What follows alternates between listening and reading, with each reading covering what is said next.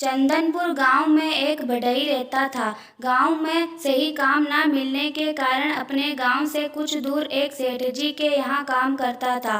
वह अपनी आरी से ही काम करता था। एक दिन उसकी आरी टूट गई और वह सोचने लगा कि अब कैसे कमाऊंगा। जहाँ वह काम करता था वहीं से थोड़ी दूर पर एक लोहार का घर था जो कि लोहे का काम करता था। बढ़ई अपनी आरी लेकर उसके पास पहुंचा और बोला कि मेरी आरी टूट गई है, इसे अभी बना दो। लोहार ने आरी को देखा और कहा, थोड़ा टाइम लगेगा, तुम कल आना। लेकिन बढ़ई को जल्दी थी। वह बोला कि मुझे आज ही आरी ठीक करानी है, नहीं तो मैं काम कैसे करूँगा। लोहार ने कहा, देखो भाई, मैं थोड़ा टाइम लेकर अच्छे से बना कर दूंगा, तुम कल आ जाना। फिर बढ़ई वहाँ से चला गया और अगले दिन आकर अपनी आरी ले गया। बढ़ई की आरी देखकर उसका सेठ बोला, भाई यह आरी कहाँ से बनवाया है?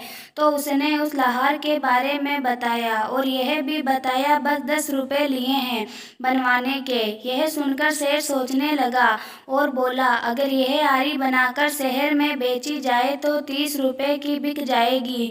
वह तुरंत उस लोहार के पास गया और बोला, मुझे बहुत सारी आरी बनवानी है और अब तुम सिर्फ मेरे लिए ही काम करोगे।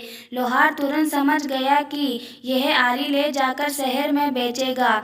वह बोला, मैं नहीं बना पाऊंगा। सेठ को लगा उसे और पैसे चाहिए। सेठ बोला, मैं तुमको 15 रुपये दूंगा, अब बोलो। इसके बाद भी लोहार ने मना कर दिया और बोला, यह काम मैं इसीलिए नहीं कर रहा हूँ क्योंकि मुझे पता है तुम यह आरी शहर में ले जाकर 30 रुपये में बेचोगे और हमारे गरीब भाइयों को लूटोगे, इसीलिए मैं यह काम नहीं कर सकता हूँ। यह सुनकर वह सेठ दंग रह गया और वापस अपने घर आ गया।